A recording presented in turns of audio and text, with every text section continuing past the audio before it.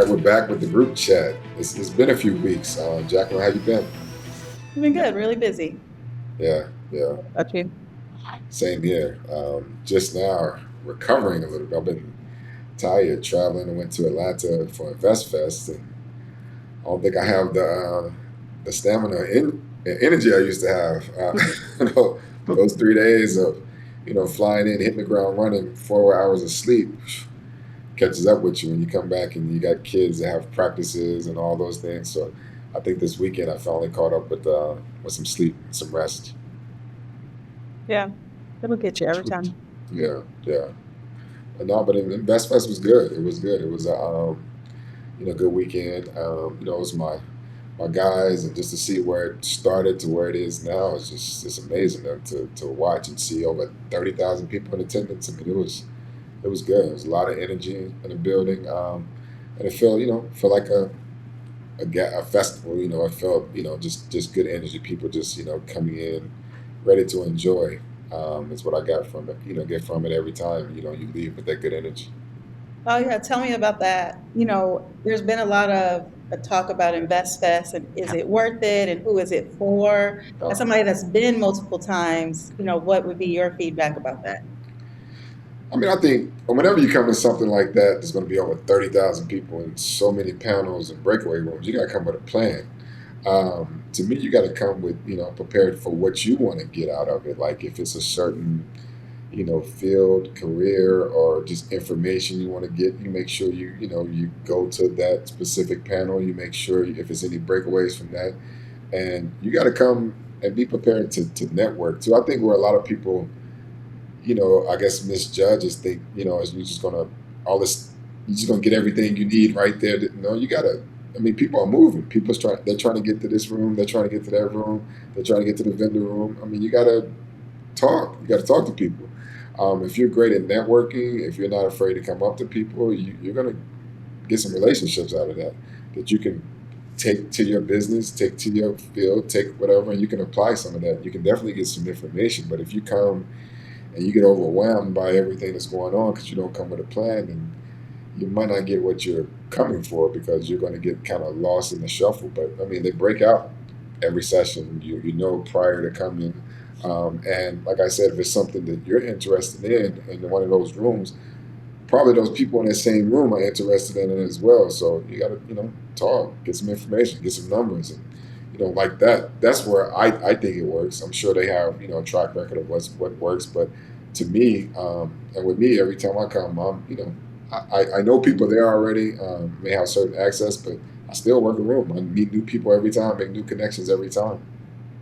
Yeah, I think that's what they need conference. I know that they've gotten some flack recently. Just hearing that the conference is not just for Black people, which I think is fair, right? That to have everybody at the table that gives all of us more access. Mhm. Um, but I could see how it's an event that people think that it's just for Black people. I mean, it's not. I mean, you can't say nothing's just for black people. I mean, but it is driven by black people. I mean, that's probably 98% of the people in there, or maybe more. But I mean, they're not saying only black people come. Anybody can come. But it is, it is a gathering of us. It is. That don't mean it's strictly for that. I think Rashad was on the podcast. I think he was probably a little frustrated about some people who have been with backlash or certain things that come. But with anything you do, 100% of the people aren't going to be happy or satisfied. There's going to always be some people that leave with certain things. Like I said, they may come with certain expectations that might not have been met. Their expectations might not have been met. But that don't mean 30 other thousand people, they might have had a fantastic time. So sometimes, it's easy for us to say we're not the one taking it criticism daily, especially when you're trying to put on something and put on something amazing for people. They feel that, but I'm sure that's not what he meant. I'm sure he's going to come out and probably say something different because I see them put on for us for years, Yeah, and continue. I mean, it's in Atlanta. I mean, yeah, so yeah. I mean, that tells you that. But yeah, but no, I think it's something you definitely should experience. I mean, and it might not be for everybody every year, but at least to experience it one time, to get a group of us in there like that. You can always, like I said, make connections. Yeah, no, I think it's a great place to network, especially for entrepreneurs and to be with people that are like-minded, like you said, like, it might be there's someone that's interested in real estate, or if you're interested in finance, you could meet those people outside of your regular core group of people, right? So, yeah, I don't have an issue with it. I think it's a good medium, right? If you're looking for that. Right, right. Yeah. All right. Well, another thing that kind of happened this weekend, one of the for sure first ballot Hall of Famer, LA natives, one of the, I guess one of the ones. If you say somebody give their all every game, leave it all on the court, it's got to be Russell Westbrook. I've never seen him not go 100. Whenever he's out there. Um, and that calls for their emotions too. 100 with their emotions, which sometimes can rub people the wrong way. How people stereotype you as a certain way. I look at him as a competitor. He's out there to compete, to win, and he brought it every night. I mean, that's what it's all about. You know, average a triple double for a full season. His statistics as a point guard, where they're ranked. I mean, he's one of the greatest in that position to ever do it. I think 18-year career. Um, it's amazing. And I think Yeah, this is going to be one of the situations that people don't appreciate yeah. the player until the player's gone. Well, I think they're going to appreciate, Russell Westbrook. You're going to see all kind of things about him that he's gone, which sucks. That that's how it is. They love you, they tear you down, and then they love you yeah, again once you. But hey, yeah. but yeah, that was news, and I don't know the reason. Maybe he's ready to hang it up. Maybe he couldn't find the right fit with a team at this stage where he feels I'm just I'd rather hang it up because yeah, he has a lot of things that he's doing off the court as well. Yeah, I think that's more what I always hear about him.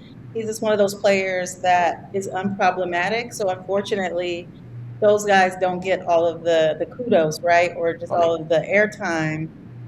So yeah, I hear about all of the great things he's doing. Just a stable player, right? You can count on him as a player. It's like as a family man. I always hear those just right, great things about what he does on and off the court. So I do appreciate that he's young enough to still receive his flowers, right, for those of us that know that he deserves that. So I think it's a great time, right, to kind of hang it up before your body tells you. I think that's good because listen, that's my dancing guy. That's one of the songs that I hear every time I hear it. I think of Russell Westbrook. yeah. No, uh, yeah, no, Yeah. I mean, he has a school, you know, Westbrook Academy. Um, but Westbrook, he has Why Not the Why Not School, here in LA. He has his sports program. His fashion has his fashion line. So I mean, he's into fashion. He wears some stuff, some stuff. But he's into fashion. I mean, he got a lot that he can do. I mean, it's just a new chapter. Like the video that he released. I mean, it's a new chapter. So yeah, I mean, kudos, man. Enjoy, and we're excited to see what you do next and what you continue to do. is it Tony Tony Tony or Lucy Pearl song? Uh, Uh, I can't think of it. I just know when I hear it, I think of Russell Westbrook. Well, I think we wrap this up with one more thing. I know you and I were talking prior to getting on as we were sharing some photos and videos from Martha's Vineyard. Always looks like a great time. And every time I say I'm going to go, I'm going to go. Um, yeah, you see some stuff. What's your thoughts on Martha's Vineyard? Yeah, it's definitely that's one of those bucket list items for me for sure. Next summer, I'm gonna put that out there. Next summer, I'll be in Martha's Vineyard. I will say that I feel like it gets a lot of flack. Um, uh, within the Black community, we have those who can and those who can't, Yes. and I find myself in the middle a lot of times, right? Because sometimes I'm in the room, sometimes I'm close enough to be in the room, so I don't see Martha's Vineyard as this elitist type of place. I see it more of like a Black history place where we could purchase homes, in places where we weren't able to before, long before we could purchase in any other place, right? And so then you have that generational wealth that was passed down and passed down, and these traditions, and having Black people go to Martha's Vineyard. I think I see it in that way. I don't see it as an elitist type of place where everybody's not welcome. Right. And I mean, I see it. I mean, I learned a little bit on that as well of the history of, I guess at the time there was when the white elite had those homes there, I think it wasn't easy to travel, Yeah. so they allowed black people to buy homes who were The working for workers. them to buy, Yeah. and that wealth was able to pass down through the as the property continued to skyrocket. But I mean, to me, look, I see nothing wrong with, even if it is a place for a certain. I mean, everybody can't be in every room. Oh, Um, Sometimes we got to work our way to get to certain rooms. So when people always got to show them something, because people who have it, are they not supposed to do certain things because they have it? I mean, so that part, I never paid attention to. But yeah, learning that history, I didn't know that till recently that was the case. And that's why we have so many homes there that we own and this and that. And I know it's hard to even find a place for this time because it's small. It's small, but yeah. I'm definitely looking forward to going and just witnessing myself and enjoying it myself. Yeah. Well, that's it this week on the group chat. Yeah, so catching up. Like I said, I'm fully recovered now. I'm ready to take on this week. Like I said, I ain't got it in me no more like I used to. But all right, thanks for joining us, and we'll see you again next week.